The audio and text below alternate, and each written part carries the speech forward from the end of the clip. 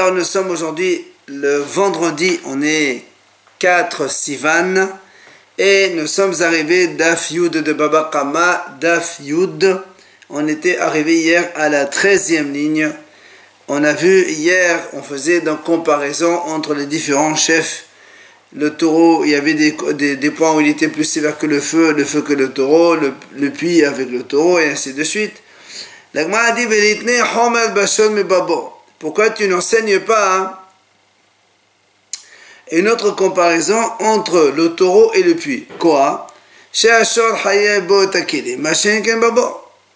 Puisqu'on a vu dans la Torah que quand un taureau il endommage des ustensiles, il paye. Par contre, c'est marqué dans la Torah quand il tombe dans un trou, Shor ou Hamor, Hachamim dit Shor velo Adam, Hamor velo Kelim. C'est-à-dire, s'il tombe un taureau ou un âne dans le trou, il meurt, on paye. Mais s'il tombe des ustensiles, je ne paye pas les ustensiles. Donc tu vois bien, il y a aussi un côté sévère dans le taureau où il paye les ustensiles qu'il endommage, alors que le trou, il ne paye pas les ustensiles qu'il endommage. Pourquoi tu ne m'as pas cité ce point? Alors l'Agma le répond, il a dit, tu sais pourquoi je n'ai pas cité ça? Parce que l'auteur de cet enseignement, c'est Rabbi Yehuda. Et Rabbi Yehuda lui dit que même les kilim, quand ils tombent dans le trou, ils payent. Donc c'est la même chose, le taureau et le trou.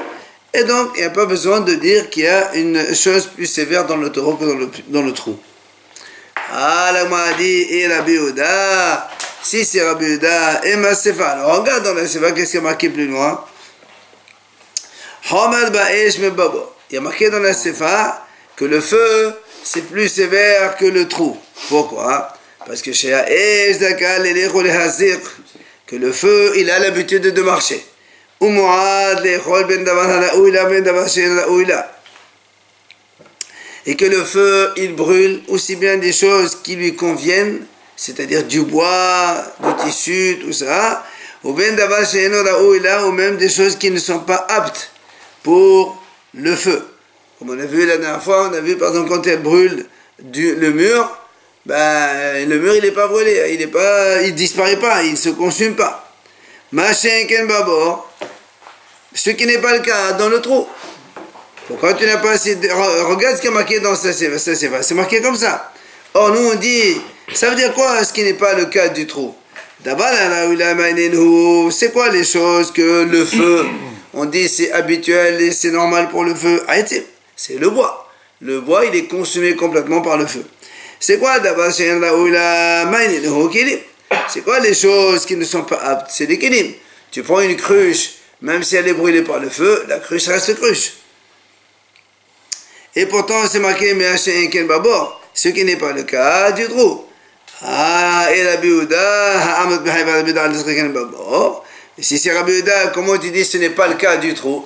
C'est pas vrai, parce que Rabbi Yehuda, on vient de dire maintenant que même pour les kilim, il est hayav, celui qui a fait un trou et les kilim sont tombés, il est aussi hayav. Alors tu ne peux pas dire ce qui n'est pas le cas du trou. Alors comment tu peux arranger ta réponse? Ella le'olam rabbananhi. L'Agma revient, il dit non, en vérité, c'est le hachamim. Alors pourquoi tu ne m'as pas cité cette différence? Comme quoi dans le taureau, il y a des choses plus sévères que dans le trou. C'est que le taureau, quand on endommage l'ustensile, il paye, alors que le trou, quand il endommage l'ustensile, il ne paye pas. Pourquoi tu ne me l'as pas cité? Alors l'Agma répond, Vetana Veshiyer. C'est vrai, j'ai pas tout cité, il laisse encore des choses. Alors je ne peux pas tout citer, alors je n'ai pas cité celui-là, il y a autre chose. Alors l'Agma a dit, qu'est-ce que tu as laissé comme autre chose? Tu me dis, je n'ai pas tout enseigné. Ça veut dire, il y a autre chose que tu as enseigné et tu n'as pas enseigné. C'est quoi par exemple? Alors la réponse est Tamoun, c'est-à-dire on n'a pas cité le cas du Tamoun. Tamoun, ça veut dire quand quelque chose elle est cachée, on a déjà parlé de ça. C'est-à-dire quand par exemple un feu il va brûler un terrain, oui, et dans le terrain il y a de la paille, mais à l'intérieur de la paille il y avait quelque chose, des objets précieux qui ont brûlé. Alors là, donc dans ce cas-là, ça s'appelle Tamoun Ba'esh. Quand c'est le taureau qui endommage, même si c'est caché, il payera quand même. Alors que dans le feu, quand c'est caché, il ne paye pas. Donc tu vois bien qu'il y a d'autres choses qu'on n'a pas citées. Alors moi aussi je t'ai pas cité le cas où le taureau il paye les kélim alors que le trou il ne paye pas. Et bah, le dit, je peux te donner une autre réponse. Léolam Rabbi Yehuda, je peux te laisser comme on a dit Rabbi Yehuda. Et donc Rabbi Yehuda dit que c'est pour ça qu'on n'a pas cité la différence entre le taureau et le trou. Parce qu'il n'y a pas de différence au niveau des kélim selon Rabbi Yehuda. Puisque Rabbi Yehuda dit que même les kélim, le trou, il paye. Ah, dans ces cas-là, comment tu expliques la sefa? Quand on a dit des choses qui ne sont pas aptes pour le feu, c'est pas les cruches. C'est pas les ustensiles. C'est comme on a vu aussi le cas où le feu il brûle un terrain qui est labouré et semé. Donc le feu en superficie ça tue tout le champ, ou encore les pierres qui noircissent avec le feu. C'est ça qu'on appelle quelque chose qui n'est pas apte et non pas les kélim. Les kélim pour le trou, si c'est un kélim qui tombe dans le trou, ah non. On paye pas. Ouais. Quelqu'un il fait un trou dehors, il tombe avec kélim, il paye pas. Rabbi Yehuda, lui, il dit on paye. Alors, Matrif la Ravashi. Ravashi, il vient, il objecte. Pourquoi tu rajoutes pas aussi, il y a une autre différence, celle-là. C'est-à-dire, le taureau, il est plus sévère que le puits, que le trou. En quoi c'est plus sévère? Dans ce cas, c'est quoi?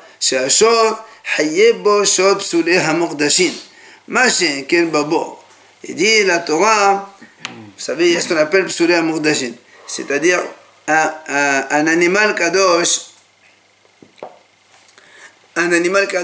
qui a un défaut.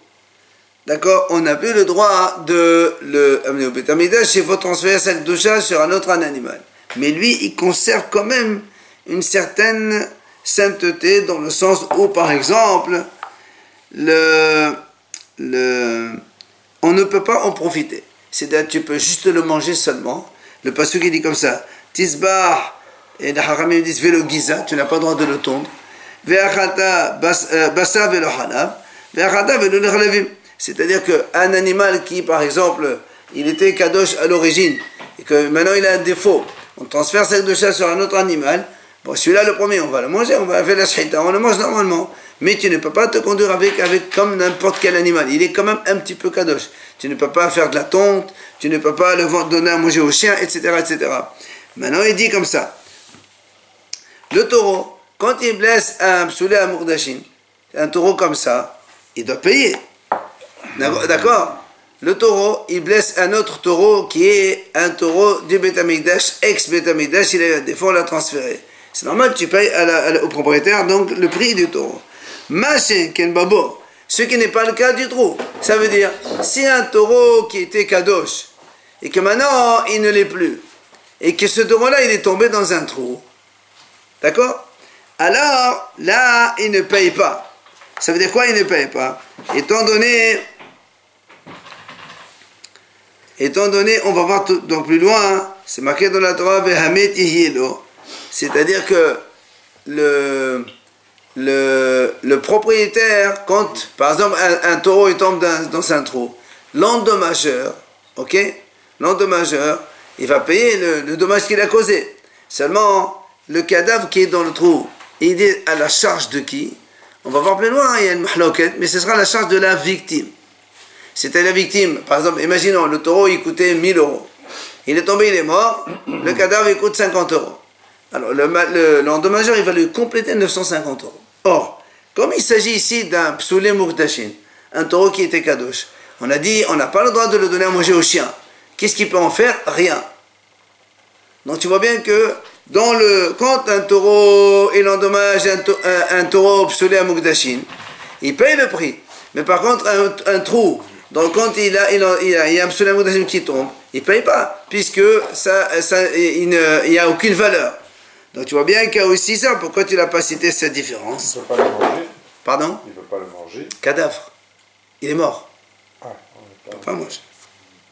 Le Et Amrat, alors là on a dit justement.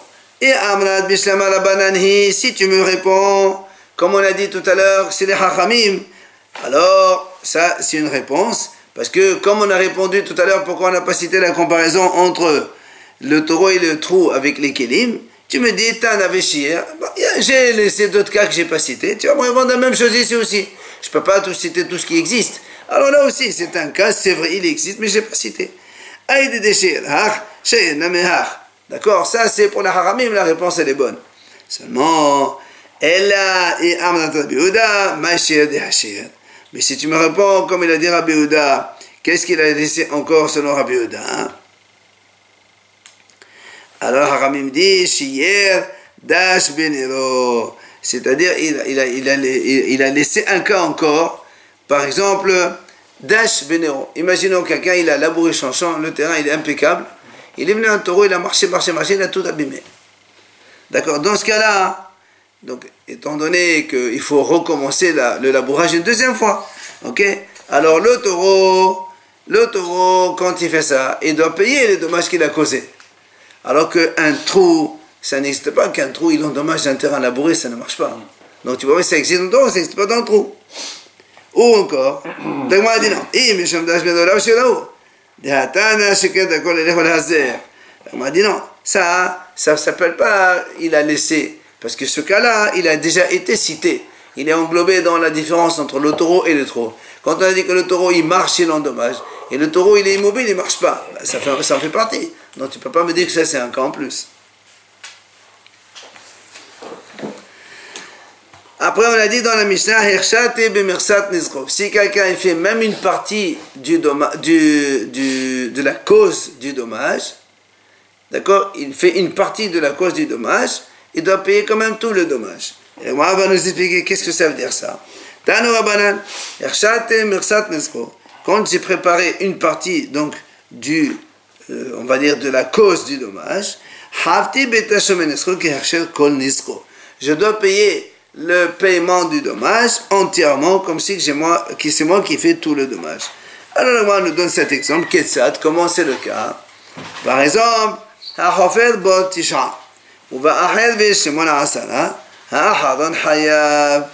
on donne cet exemple facile, connu. Quelqu'un il creuse un trou, mais 9 tfahim seulement. Nous on dit 9 tfahim, ça s'appelle pas un trou. Donc si un taureau qui tombe et qui meurt, je ne paye pas. Maintenant il est venu un autre, il a creusé un tefah plus. Du coup, maintenant le trou il fait 10. Il va tomber un taureau, il va mourir. Le dernier qui a fait un tefah, il a creusé un tefah, c'est lui qui va payer tout le dommage. Donc j'ai fait une partie donc, de la cause du dommage, mais je paye tout le dommage. Voilà un exemple que l'Agmara nous cite. Oudla Rabbi. Et l'Agmara nous dit attention, ça, c'est pas comme ce qu'il a dit Rabbi. Pourquoi? L'Itania, parce qu'on a vu dans une braïta.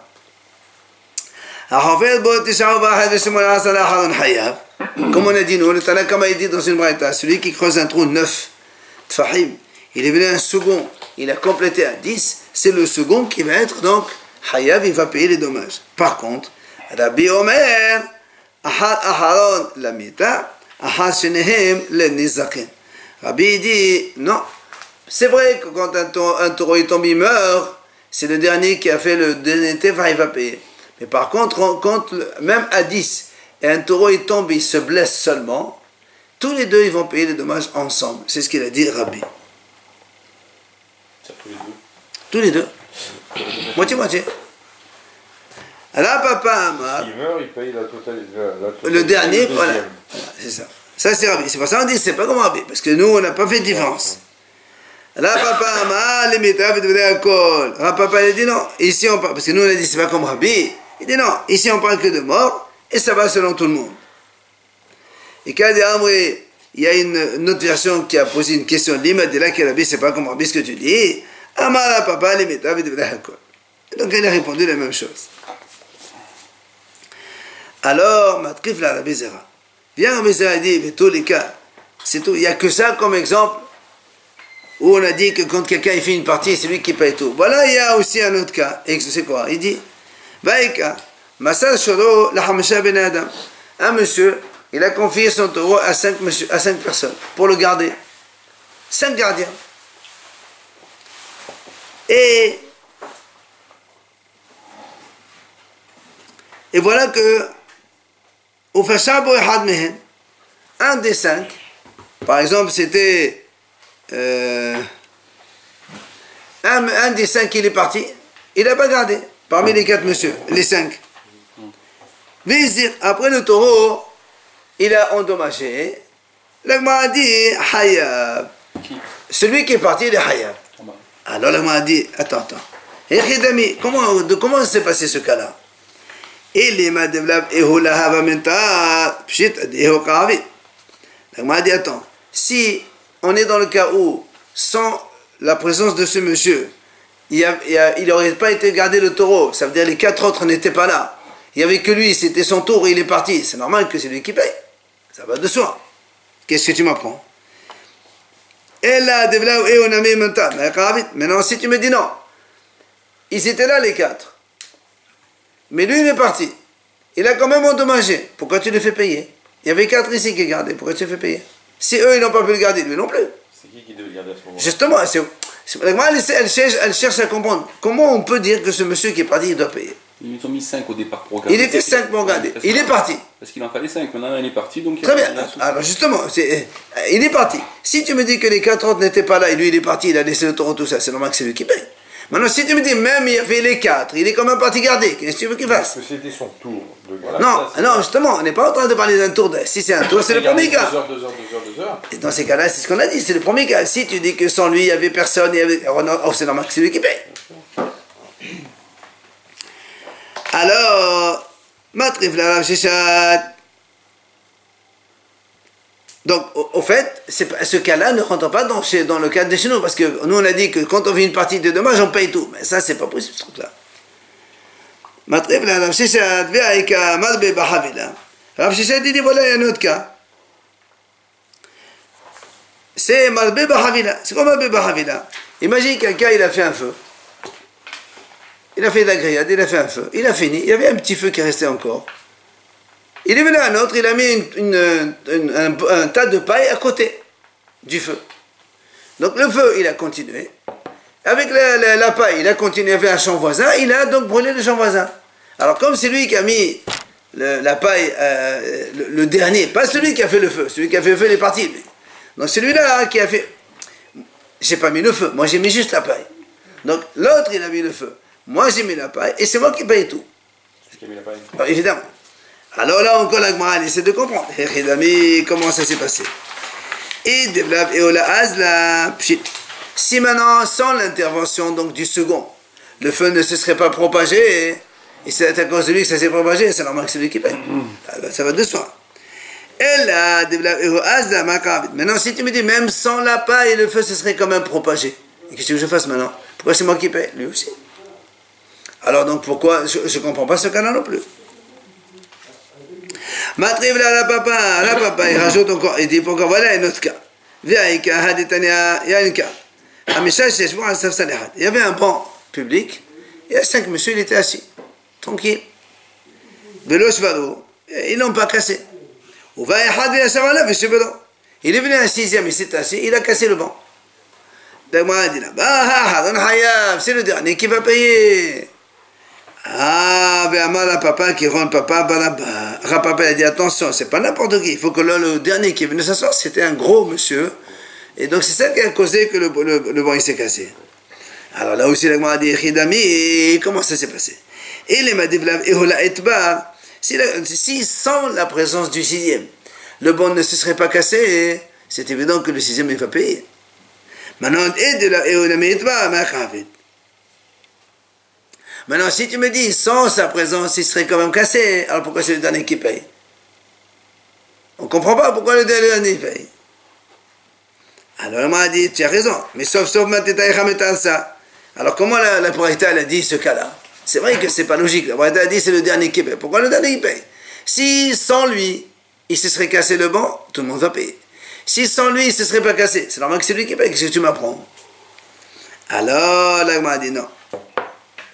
Là, c'est voilà le cas. Devlav et où havim et babet shai. V'ashta et babahadasha. D'amrile et là va t'avait benat pour t'avait qaimé. Là, m'a dit on va ce cas est le suivant. Il y avait donc 5 monsieur, il était assis tranquille. Il est venu s'asseoir en 6e, un peu fort. Et après il s'est cassé. Alors qu'est-ce qui se passe? En vérité, le banc, il était un peu branlant. Les 5 premiers, ils étaient assis. Il aurait pu lui dire, écoute, si tu n'étais pas venu, nous, une demi-heure, on serait resté, on serait parti. Le problème, c'est que le banc, il se serait cassé seulement après 2 heures quand les gens ils sont assis dessus. Alors, eux, ils lui disent, nous, si tu n'es pas venu, toi, avec ton poids, tu as tout cassé. Nous, on serait resté une demi-heure, après on serait parti. Et le banc, on serait resté intact. C'est pour ça que c'est en fait, on voit ici la cause, vraiment, le dernier, c'est lui qui a causé le fait que le banc, il soit cassé. Et là, si tu t'es parlé à toi, on serait resté encore 5 minutes de plus. On se serait levé. Alors là, moi, dit, il est malou. Pourquoi lui aussi, il peut le dire? Il peut leur dire, et là, va-t-on bédider la Mohamed Bar? Mais lui aussi, il peut leur dire, mais s'il n'y avait pas vous, à moi tout seul, je n'aurais pas cassé. Donc vous avez aussi une part de responsabilité. C'est un vieux bon. Là, hein? C'est un vieux bon, Rabbi. Ouais, c'est un bon. Un vieux? Ouais, mais on s'en fout, qu'est-ce que ça change? Mais non, un vieux de vie, c'est pas mal. Justement, on est en train de dire qu'il s'agit d'un vieux bon, que normalement il devait dire un peu plus, mais c'est à cause de le poids de l'autre qui a fait qu'il a abrégé sa vie. Alors la Madila, c'est des Samir Beotava. Parce que nous on a dit maintenant, il y a un argument, c'est vrai que lui il leur dit, c'est vrai que c'est moi qui ai causé. Mais si moi j'étais assis tout seul et vous n'étiez pas les 5, il ne se serait pas cassé. Donc vous avez une part de responsabilité dessus. La Gemara dit non, en vérité ici, quand il est venu s'asseoir, il a appuyé dessus sur les 5, comme ça il ne peut pas se lever. Alors la Gemara dit, mais dans ces cas-là, Pshita, qu'est-ce que... Ouais. Et Pshita, qu'est-ce que tu veux maintenant? La Gemara dit non. La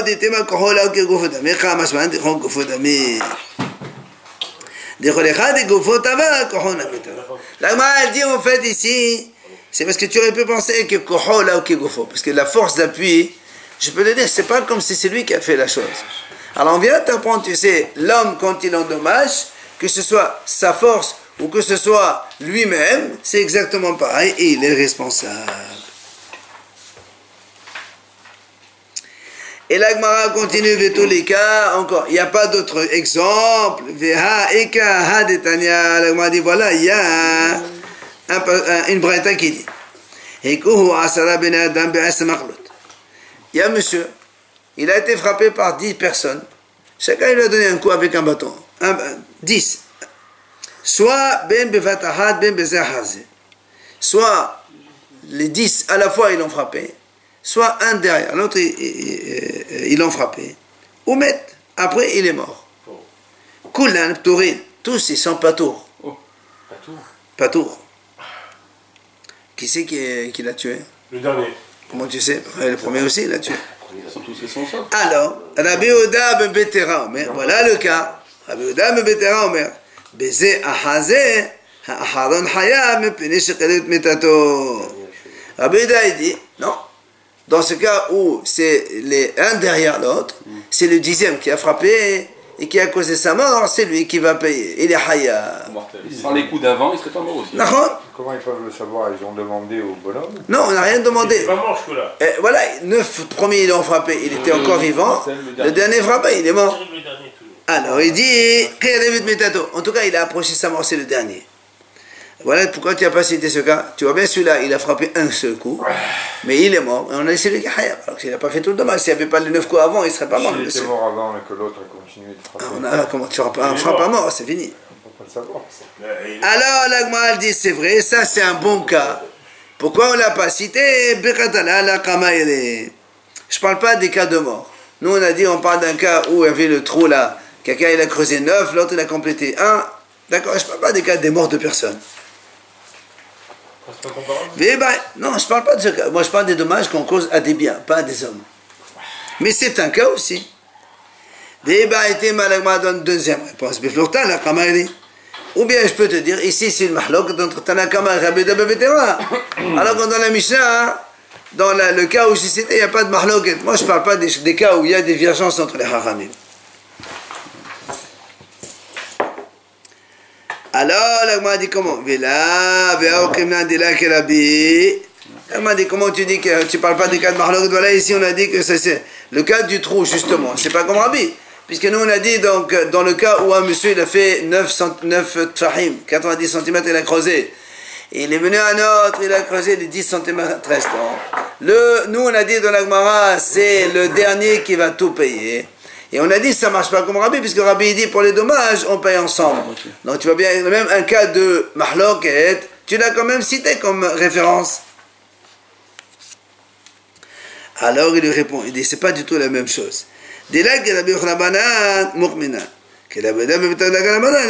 Là-bas, c'était mahlok de Chachamim et Rabbi. Donc c'est normal, moi j'opte pour les Chachamim, alors je cite le cas, par rapport à Rabbi qui est un.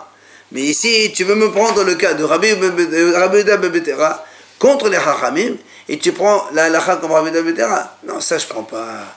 Quand c'est les Chachamim majoritaires qui disent que c'est comme ça le cas, à ça je me réfère. Mais je ne peux pas me référer avec un seul Rabbi Bebetera, ça ne marche pas. Après, on a dit dans la Mishnah, Havti betashlume nizko. On a dit, quand j'ai fait un dommage, je dois payer, tashlume nizko, payer le dommage. Ça, c'est traduction littérale. La Gemara dit, Havti benizko lo katane. Ella betashlume nizko. La Gemara dit, pourquoi on ne dit pas Havti benizko? Je dois, nizko, payer le dommage. Pourquoi on a besoin de marquer le mot tashlume? Il y a l'argent. Justement, Nisra aussi, je paye l'argent. De toute façon, on paye l'argent à la terre, c'est la même chose. Tanina lehad et tanorabanan. On m'a dit, on a déjà enseigné ça. Chachamim ont dit, tu sais pourquoi tashloumé, on a marqué tashloumé nezer, mais la med, she'abe'alim metapelim banefela. De là, on apprend tashloumé, ça veut dire que c'est le propriétaire qui va s'occuper de sa propre victime. C'est-à-dire, quand le taureau il meurt, je vais payer, mais la victime, elle a un prix. Enfin, le cadavre de l'animal, il a un prix. Ben, c'est son propriétaire, c'est la victime donc du dommage, qui doit, elle, s'occuper de son cadavre. Et moi, l'endommageur, je ne fais que tashloumé, je complète. C'est pour ça qu'on emploie le mot tashloumé. Je fais un trou. Il y a un taureau qui tombe. Le taureau, à l'origine, il coûte 1000. Il est tombé, il est mort. Et la victime, enfin le cadavre du taureau, il coûte 60 €.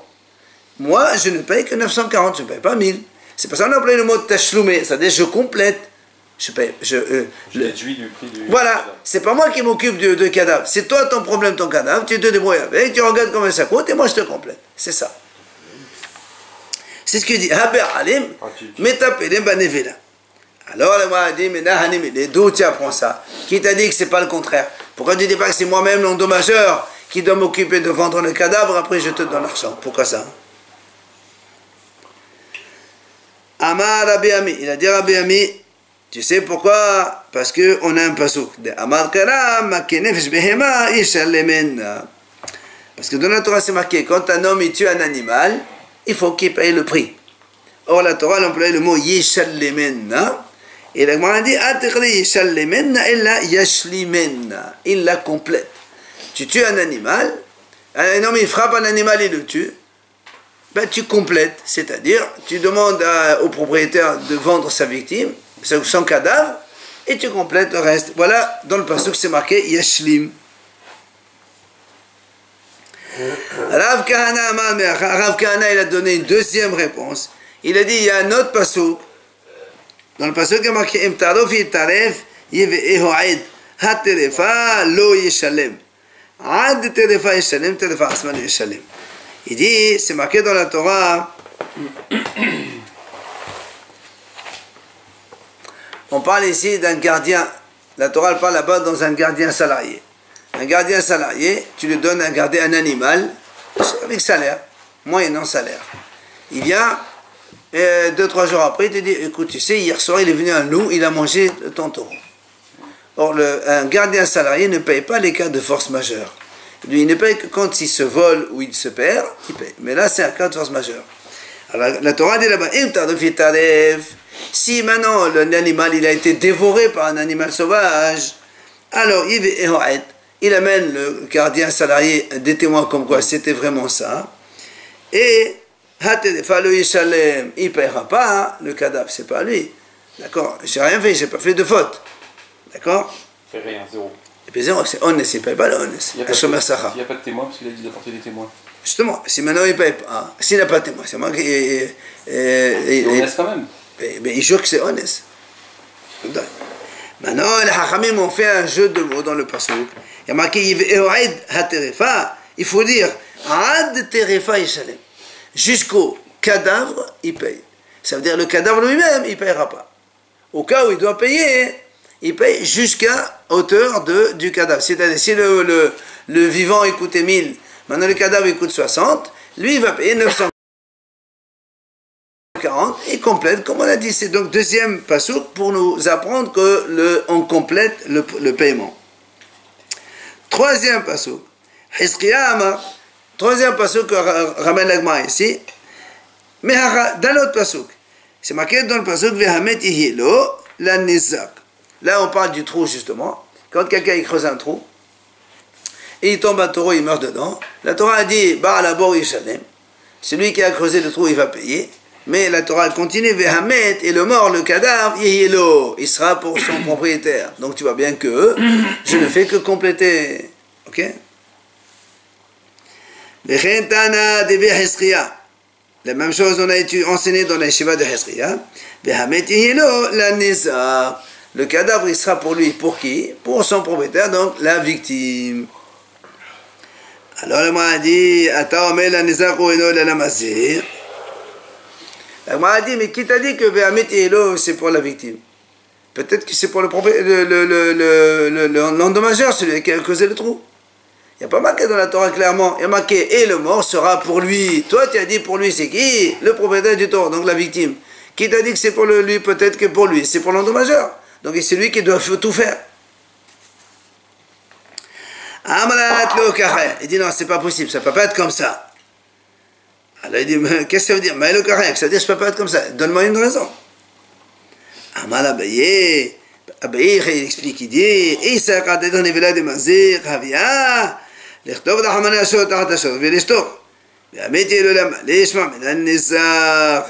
L'Agma a dit, non, pardon, là-bas il ne parle pas du trou, là, il parle que lorsqu'un taureau, il encorne un taureau, il le tue. On a dit là-bas, s'il est morade, il va payer le taureau entier, parce qu'un taureau, normalement, quand il encorne, il paye que la moitié des dommages, les 3 premières fois, et la 4e, quand il a été averti 3 fois, il va payer. La Torah dit, Shalem et Shalem Shot Tahat Shot. Il doit payer un taureau à la place du taureau qu'il a tué, son taureau à lui. Et la Torah continue là-bas, dit, Vehamet Yehilo. Alors Rabbi il dit, attends, si tu me dis Ishalem Shor Tahatashor, pourquoi la Torah continue à mettre Yehilo? C'est normal. Si on dit que le taureau mort, le cadavre, c'est pour l'endommageur, la Torah l'aurait dit, il doit payer le prix du taureau qui est mort. Stop, tu t'arrêtes là. Et c'est normal que c'est moi qui prends la victime. Si je te paye ton taureau, il coûte 1000, je te paye 1000, c'est normal que moi je prends le cadavre. Alors pourquoi la Torah continue et le mort sera pour lui? Pourquoi tu dis ça? Et là-bas, c'est certainement, si la Torah a rajouté cette phrase, c'est pour me dire non. Le mort sera pour lui, ça veut dire le cadavre, il sera pour son propriétaire, c'est-à-dire la victime elle-même. Et donc moi, l'endommageur, je ne fais que compléter, sinon il n'y a aucune raison de le marquer. On a donc ici 3 versets pour nous apprendre qu'on complète les dommages. On ne paye pas tout, on complète. L'endommageur complète par rapport au prix du cadavre restant. Alors, maintenant, la m'a dit, c'est très mignon tout ça, seulement pourquoi tu m'as amené 3 psukim? Un seul, ça ne suffit pas. Et dit, la m'a dit, j'ai besoin de ces 3 réponses. Pourquoi?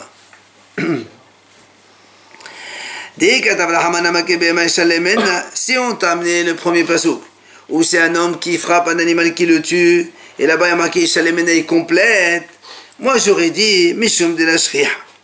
J'ai dit ça, c'est normal. C'est rare qu'un homme il frappe et tue un animal. Tu vois, un homme tue un taureau, tue, je sais pas moi, c'est rare. C'est pour ça qu'on dit comme c'est rare, tu peux pas le faire payer. Alors, il complète la différence. C'est normal. Donc la victime est 60 euros. Moi je complète 940. Mais le fait qu'un animal il soit dévoré par une bête sauvage, c'est des cas courants. À l'époque en tout cas. C'est courant, c'est normal. Des bêtes sauvages, il y a de partout. Alors là j'aurais dit. Il est dévoré, il ne peut plus vendre l'animal, est-ce qu'il est dévoré? Non, mais il reste des petites choses. Peut-être il le tue, il s'en va, parce qu'il ne va pas se laisser faire aussi. Et mais dans ces cas-là où c'est fréquent, j'aurais dit non. Pourquoi la victime, la pauvre, elle va subir? C'est l'endommageur qui va s'occuper de ça. C'est pour ça qu'on t'a enseigné, on t'a amené le deuxième passo. Maintenant, si on enseigne le cas de tréfa, c'est-à-dire dans le cas où l'animal est dévoré, et on te dit, voilà, c'est la victime elle-même qui va subir donc son cadavre, mais sommes des mêmes là. Parce que, malgré tout, le gardien, le pauvre, c'est pas lui qui a tué l'animal. Il est venu un loup, il a dévoré l'animal. Qu'est-ce qu'il fait? Bon, il n'y peut rien. En vérité, quand il n'y peut rien, c'est là où il ne paye pas. Mais là, on dit qu'il a un petit peu négligé. Et c'est pour ça que... Mais malgré tout, c'est pas lui qui l'a tué. D'accord? C'est venu tout seul. Il n'y aurait pas eu de loup. Il n'y aurait rien eu. Mais par contre, tu frappes un animal avec tes mains. C'est toi quand même qui l'a fait ça. J'aurais dit, dans ces cas-là, c'est l'endommageur qui va tout payer. Il s'occupera de son cadavre. C'est pour ça qu'on a été obligé de citer les deux psukim pour te dire aussi bien dans ce cas-là que dans l'autre cas. Le cadavre, il est pour la victime. L'endommageur ne fait que compléter. Oui. Vous avez dit, il est gardien, il est payé pour garder. Absolument. S'il n'y avait pas de loup, oui, il n'y avait pas besoin de gardien non plus. Non. Pas que le loup. Moi, j'ai un taureau, j'ai pas une maison, j'ai pas un enclos, je ne vais pas mettre le taureau dans ma maison. Alors, je donne un paysan qui a un enclos. Je dis, voilà, tu me gardes mon taureau chez toi à la maison. Moyennant salaire. D'éviter tous les problèmes. Ah non, un gardien salarié, c'est que le vol ou la perte. S'il y a des loups qui viennent, il ne peut pas se mettre pour... Il ne peut pas se mettre au milieu. Non. Il laisse faire. S'il peut, il peut, mais il n'a pas à se mettre en danger pour ça, non. Maintenant, l'Agma a dit, ici, on t'aurait donné ces deux versets, le deux psukim qu'on vient de citer, donc Makin Efshmema ou Tarovitaref, tu aurais dit, ah, monsieur de l'Oshriha, ah, monsieur de Memena. Un, tu sais pourquoi il y a un avantage, c'est que c'est pas fréquent. L'autre, parce que c'est pas lui qui l'a fait, c'est venu tout seul. Aval, vehamet yelo, de shriha ou viadaim. Mais le troisième cas du taureau, qui est encore un taureau alors qu'il est déjà mu'ad, donc il est déjà fréquent, et c'est presque c'est lui qui l'a fait avec la main, parce que c'est son taureau, c'est comme lui. Et là, j'aurais dit dans ces cas-là, c'est l'endommageur qui va supporter de s'occuper du cadavre. J'aurais pu penser ça. Hein. C'est pour ça qu'on t'a amené les trois cas pour te dire aussi bien dans le premier que dans le deuxième. Et dans le troisième, c'est toujours la victime qui va supporter la charge de s'occuper de son cadavre. Donc là, on a vu dans tous les cas, c'est comme ça alors. Oui, c'est pour ça qu'on t'a amené trois cas. Et si on t'apprend ce dernier cas seulement, on m'a dit, ici on t'apprend, très bien, dis-moi le dernier cas. Ça suffit.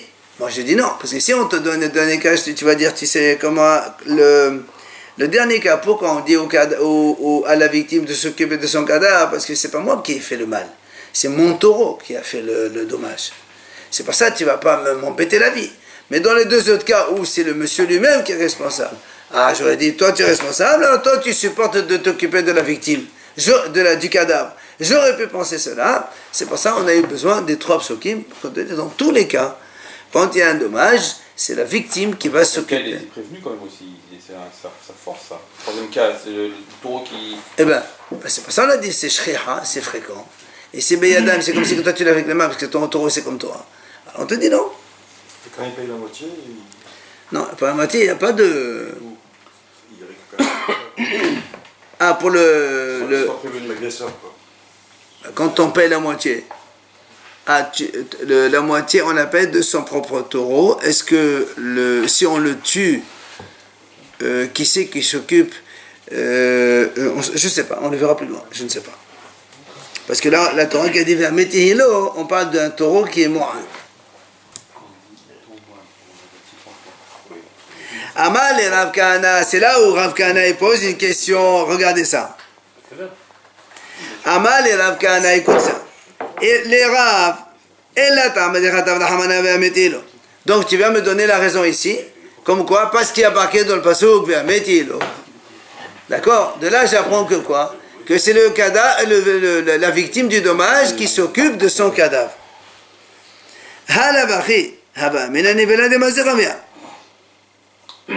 Même si c'est la première fois, c'est la victime qui s'occupe du cadavre. C'est pas marqué. Mais je viens de dire, je ne sais pas. Donc, sinon, s'il n'y avait pas ce passouk, qu'est-ce que j'aurais dit? C'est l'endommageur qui va s'occuper du cadavre. D'accord? On a dit dans la Torah, c'est marqué, de là on apprend que c'est la victime du dommage qui va s'occuper de son cadavre, et l'endommageur va compléter. Alors le Gemara lui dit, Rav Kana lui dit, et s'il n'y avait pas marqué ça dans la Torah, tu aurais dit, c'est l'endommageur, toi tu fais le dommage, tu t'occupes de tout. Tu t'occupes du cadavre, tu t'occupes de payer tout, c'est ton problème. Il lui dit, je comprends pas.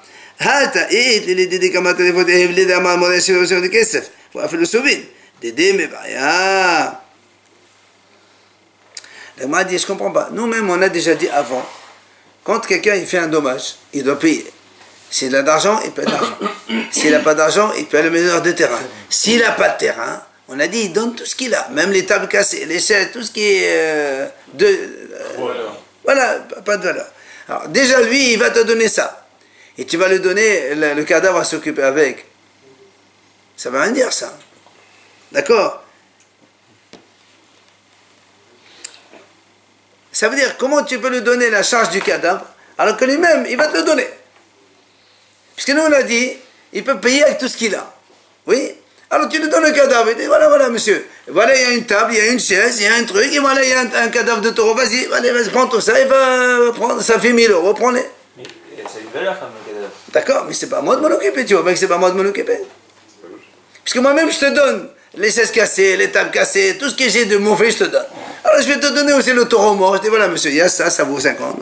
Voilà, fais la totale, c'est bon, 6 000, vas-y, va t'occuper de ça. Ça veut rien dire. Même ce que j'ai de mauvais. Voilà. Même ça, je peux te donner. Donc, mais le taureau aussi, je te le donne. Alors, qu'est-ce que David m'a dit? Sinon, j'aurais dit que c'est pour l'endommageur. Mais ça n'a aucun sens. Non, parce que peut-être que le cadavre, si par exemple, il est évalué à 60 €, qu'il le revend 100. Il ne peut pas en vendre à 100 s'il coûte 60. Non, mais il a gagné.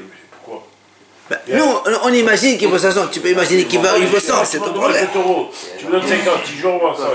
Non, tout est expertisé. Tu vois, on ne va pas jouer avec le cadavre. Tous les paysans, ils sont là. Ils savent combien ça vaut un cadavre de truc. On ne joue pas comme ça. Alors, la Gemara dit non. C'est vrai, il a dit. Tu as raison. Qu'est-ce que tu m'apprends? Tu m'apprends rien du tout. On sait très bien que c'est pour la victime. Sinon, pour le mazir, ça n'a aucun sens. Il dit, tu as raison. Il dit, en fait, ici, tout le problème, c'est quoi? C'est ce qu'on appelle parat nevela. C'est-à-dire, entre le moment où le taureau... Imagine-moi, mon taureau, il tue un taureau. Aujourd'hui, on est vendredi. Très bien. Tu viens, toi, à la victime, voilà, ton taureau, il a fait ça. Ah bon, tu as des témoins, il commence à chercher des témoins. Quand il a des témoins, il faut aller au Bédine. D'accord, ça prend du temps. On est aujourd'hui vendredi, le Bédine, il est peut-être fermé. Samedi, dimanche, lundi, Shavuot. Il va aller au Bédine quand? Lundi. Mardi. Très bien. Le cadavre de taureau, aujourd'hui, il vaut combien? Peut-être 60. Mais mardi, il vaut combien? Il ne vaudra pas 60 parce qu'il a pourri. Il va avoir moins. Qui va subir cette différentielle d'évaluation? C'est la victime. Il n'y a pas de frigo. Les hommes, il n'y a pas de frigo. Donc, tu vois bien, toi, tu me dis, mais c'est normal que c'est pour la victime. Tu as raison. Mais là, ça, on t'apprend un cas quand même que, ce qu'on appelle la pahat nevela, la dépréciation du cadavre, d'accord, la dépréciation du cadavre, elle est à la charge de la victime. Et donc, on verra après la malote qu'il y a.